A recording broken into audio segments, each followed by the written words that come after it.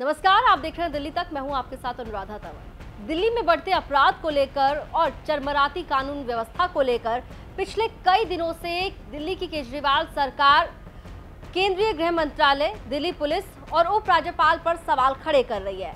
लेकिन 20 जून को दिल्ली के मुख्यमंत्री अरविंद केजरीवाल ने दिल्ली की कानून व्यवस्था को लेकर उपराज्यपाल को एक पत्र लिखा और दिल्ली में जिस तरीके से लगातार क्राइम बढ़ रहा है, अपराध बढ़ रहे हैं, हीनियस क्राइम हो रहा है और लोगों को बहुत ज्यादा असुरक्षित महसूस हो रहा है, उसको लेकर एक चिट्ठी लिखी थी।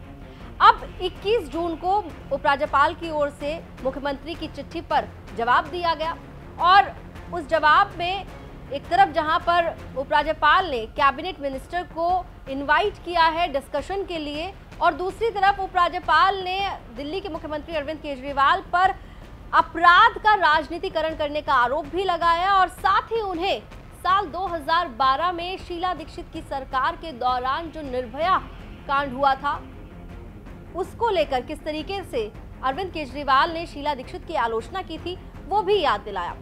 अब इन चिट्ठियों के बाद एक बार फिर से मुख्यमंत्री अरविंद केजरीवाल ने उपराज्यपाल को उनकी चिट्ठी का जवाब दिया है।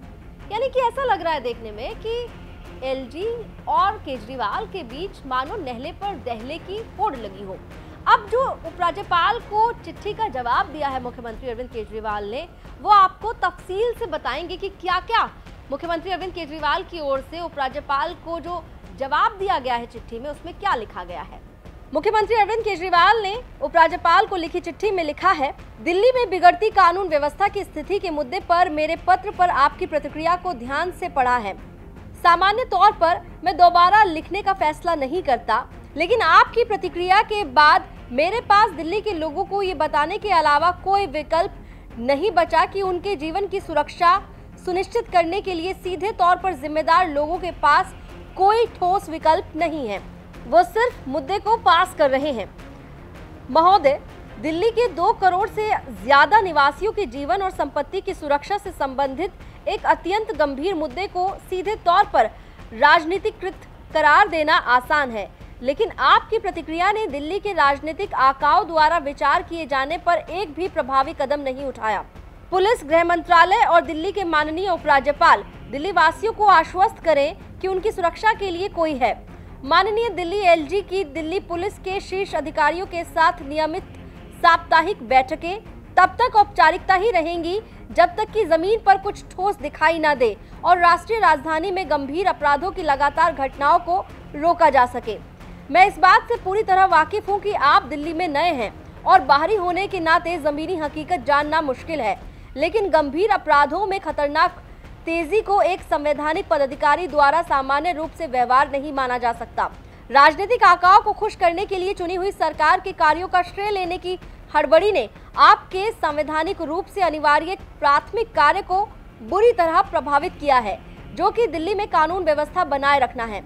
चुनी हुई सरकार के कामकाज में लगातार रुकावटें पैदा करके सभी संवैधानिक सिद्धांतों और माननीय सर्वोच्च न्यायालय के लगातार फैसलों को दरकिनार करके ऐसा लगता है कि आपको दिल्ली के निवासियों की सुरक्षा सुनिश्चित करने के लिए गंभीरता से देखने का समय नहीं मिलता है।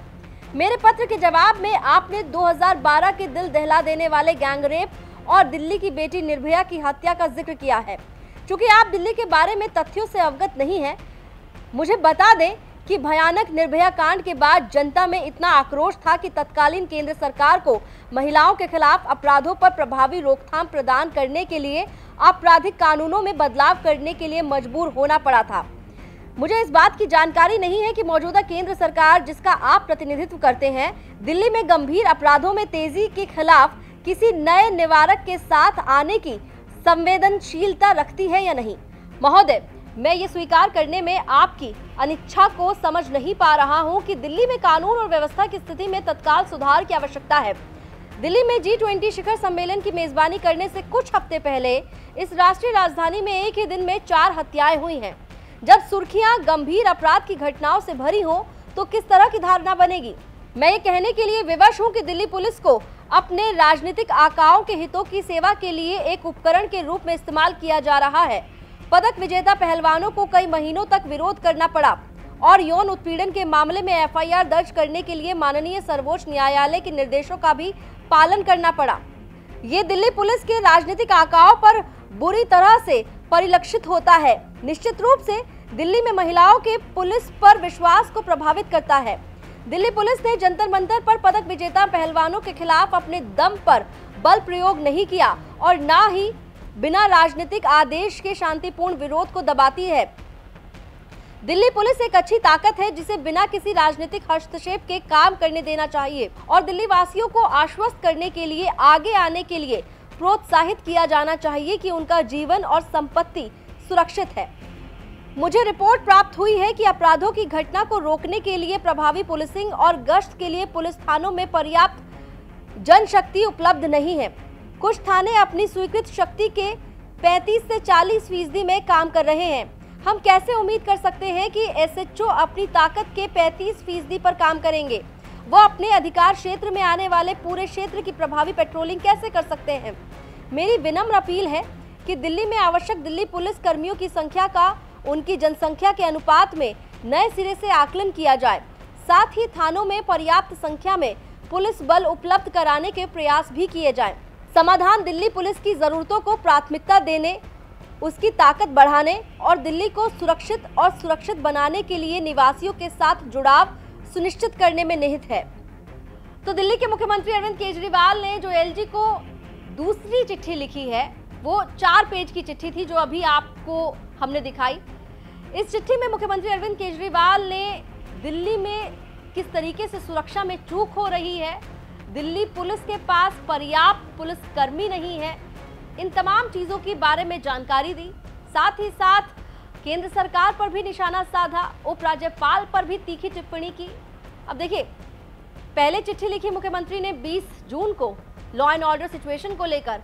इस पर उपराज्यपाल की ओर से 21 जून को चिट्ठी लिखी गई और मुख्यमंत्री की चिट्ठी पर जवाब दिया गया। अब मुख्यमंत्री ने एक बार फिर से उपराज्यपाल की चिट्ठी पर जवाब दिया है। अब ये चिट्ठियों का सिलसिला आगे कितना बढ़ेगा, ये आपको दिल्ली तक पर पता चलता रहेगा। दिल्ली से जुड़ी तमाम खबरों के लिए आप देखते रहिए दिल्ली तक।